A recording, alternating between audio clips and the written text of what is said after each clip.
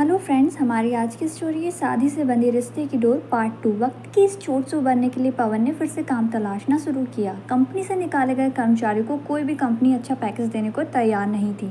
अंततः उसे काफ़ी कम पैकेज पर एक सरकारी कंपनी में कॉन्ट्रैक्ट पर नौकरी मिली। पवन अब जीवन में अकेलेपन से हताश होकर स्वयं को काम में झोंकता गया। वह स्वयं को एक पल के लिए भी मुक्त नहीं रखना चाहता था। पवन मेहनती तो था ही, वापस एक एक कर अच्छा मुकाम पा लिया। वह जरा सा भी फ्री होता तो उसकी आत्मा उससे सवाल जवाब करने लगती थी। बेचैनी, तड़प और जुनून की हद तक काम में व्यस्त रहने वाले पवन में अंततः अपनी इस कैद से मुक्ति पाने की ख्वाहिश जागी। उसने निर्णय किया कि वह सुनीता से मिलकर उससे माफ़ी मांगेगा। यही वह छोटा सा निर्णय था जो छोटा होते हुए भी एक भारतीय पुरुष के दम्भ और अहम के कारण बहुत बड़ा हो जाता है। उसके अंदर के पति और पुरुष के अहंकार को एक बिखरते हुए इंसान की आत्मा ने शांत किया था।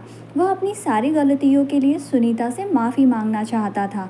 आज ऐसा लग रहा था मानो कई तूफान अचानक से शांत हो गए थे, जैसे नदी चट्टानों से टकरा टकरा कर अब निश्चल हो गई थी।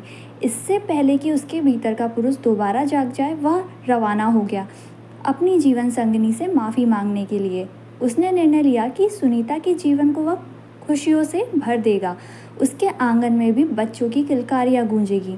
उसका जीवन भी परिपूर्ण होगा। आज उसे परिवार और उसकी अहमियत का आभास हुआ था। इतने सालों के अपराध बोध, विरक्ति और निराशा से मुक्ति पाने के एहसास ने उसके रोम रोम में नया जीवन भर दिया था। इसी उत्साह में जब वह सुनीता के घर पर पहुंचा तो वहां त्योहार सा माहौल था।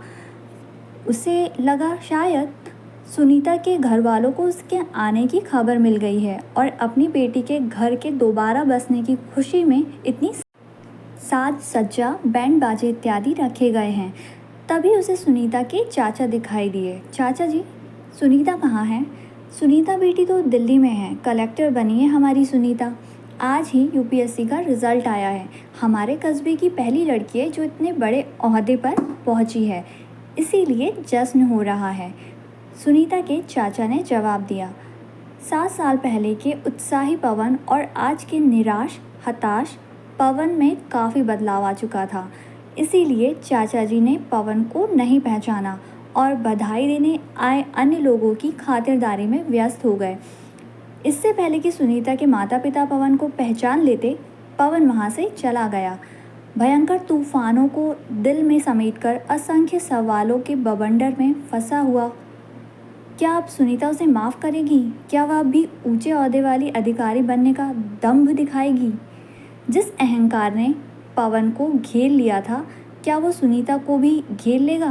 क्या पवन की ही तरह सुनीता अपने लिए कोई नया साथी नहीं तलाशेगी? वगैरह वगैरह। उसकी धड़कनें रेल के इंजन की तरह धू धू कर रही थी। ऐसा लग रहा था मानो सारे शरीर को तेज बुखार ने जकड़ लिया हो। अपनी पत्नी की इतनी बड़ी कामयाबी पर खुश होने की बजाय वो निराश हताश हो गया था। हताश अपनी शादी की आखिरी कड़ी के टूटने के डर से, हताश सुनीता को हमेशा के लिए खोने के ख्याल से, हताश अपनी ही गलतियों का अक्स सुनीता में दिखने के भय से। वह पूरी तरह टूट चुका था। आज उसे अपने जीवन से घृणा हो रही थी। उसे ऐसा आघात लगा था कि दर्द रगों को चीरकर निकल जाना चाहता था, लेकिन निकल नहीं पा रहा था। आज उसे एहसास हुआ कि परिवार का कितना अधिक महत्व है। उसके अर्थहीन जीवन के प्रति उसके मन में स्थायी रूप से भी तृष्णा जन्म ले रही थी। ऐसी ही मनः स्थिति में वह अपने घर लौटा, लेकिन अपने घर पर सुनीता को पाकर अचंभित हो गया। क्या वो स्वप्न देख रहा है, या सुनीता आज उसके तानों का जवाब देने आई है, अथवा सुनीता उसको तलाक के कागज थमाने आई है? उसके चेहरे की चमक में चौंधिया रहा था पवन। जिस सुनीता से मिलने वह समस्तीपुर गया था, वह स्वयं दिल्ली से उससे मिलने आ गई है। उसे तो खुश होना चाहिए, पर अंदर का पुरुष एक स्त्री के हाथों मिलने वाले अपमान की कल्पना मात्र से भी भयाक्रांत था। एक स्त्री पुरुष के हजारों तानों को सुनकर भी जिंदगी जी लेती है, लेकिन पुरुष स्त्री के मुंह से निकली एक भी बात को अपने अस्तित्व के लिए चुनौती मानता है। पवन भी इसी भय से काँप रहा था। सुनिए, मेरा आईएएस में चयन हो गया है। अब तो आपको नहीं लगेगा कि मैं आपके लायक नहीं हूँ। स्वयं को आपके काबिल बनाने के लिए मैंने फिर से पढ़ाई शुरू की, दिल्ली जाकर कोचिंग ली और अंततः आईएएस बनने में कामयाब हो गई। यदि आपकी प्रेरणा ना होती तो यह कभी संभव नहीं होता। मुझे माफ़ कीजिएगा, आपके भेजे हुए तलाक के कागज़ माँ बाबा ने कभी मुझे दिखाए ही नहीं। उनको डर था कि कहीं मैं टूट ना जाऊँ। आपके लायक बनने के लिए जो पढ़ाई करने का फ़ैसला मैंने किया था वो बदल ना दूँ, अन्यथा मैं आपको इस बंधन से मुक्त कर देती। आज मेरा रिज़ल्ट आने पर ही माँ ने गर्वान्वित होकर यह सच बता दिया और कहा कि अब मैं आपको तलाक दूँ। मैंने माँ जी से आपका पता पूछा और सीधा यहाँ चली आई। लेकिन सच कहूँ, मैं हमारी शादी को एक मौका और देना चाहती हूँ। मैं आपको बहुत प्यार करती हूँ। पवन को अपने कानों पर यकीन तक नहीं हुआ, पर सुनीता तो हमेशा से ही परिवार को सबसे ऊपर मानने वाली लड़की थी। उसके लिए तो प्यार करने वाला पति और बच्चे ही संसार की सबसे बड़ी उपलब्धि थी। आज समाज में एक ऊंचे ओहदे पर पहुंचने और आर्थिक रूप से सबल होने के बाद भी वह इसीलिए पवन के पास आई थी कि अपनी शादी को बचा सके। एक बात पवन निश्चित रूप से जानता है कि सुनीता की इस चाहत में कोई स्वार्थ नहीं है। यदि अपने परिवार को बचाने के लिए वह इतनी कठिन परीक्षा की तैयारी कर सकती है, तो क्या पवन अपनी संगिनी से माफ़ी मांगकर अपनी नादानियों और बेवकूफ़ियों से उत्पन्न हुई ग्लानि से मुक्ति नहीं पा सकता? उसे एहसास हुआ कि अब तक सुनीता को बदलने की ख्वाहिश रखने वाले पवन को स्वयं बदलने की ज़रूरत थी।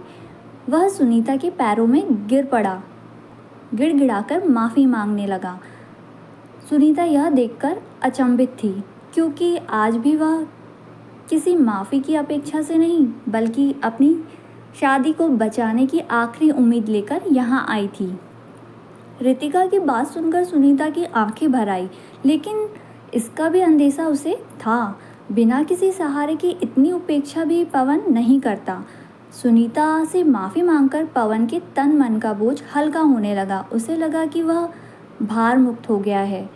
सुनीता कुछ नहीं बोली, शांत निर्विकार होकर चुपचाप सुनती रही। पवन अपनी सारी ग्लानि, सारी कुंठा उड़ेल रहा था और सुनीता नीलकंठ की भांति उन विषैले भाव को पी रही थी, ताकि यह जहर भविष्य में उसके परिवार को नुकसान ना पहुंचा सके। आज पवन यह बात समझ चुका था कि पति पत्नी के बीच तालमेल उनके ओहदे, आर्थिक व सामाजिक स्थिति से नहीं, बल्कि एक दूसरे के लिए विश्वास, प्रेम और इस रिश्ते के लिए समर्पण से उत्पन्न होता है, जिसमें कोई भी एक दूसरे से छोटा बड़ा नहीं होता। बहुत लोग कहेंगे कि सुनीता को भी दूसरी शादी कर लेनी चाहिए थी, पवन को माफ़ नहीं करना चाहिए था। जी, ये भी हो सकता था, पर इस कहानी में एक पत्नी के प्यार की जीत बताई है, एक पति का पश्चाताप बताया है। अंततः सुखद अंत हुआ कहानी का। तो फ्रेंड्स, यही थी मेरी आज की स्टोरी। अगर आपको पसंद आई तो प्लीज़ मेरे चैनल को सब्सक्राइब करें। Thank you.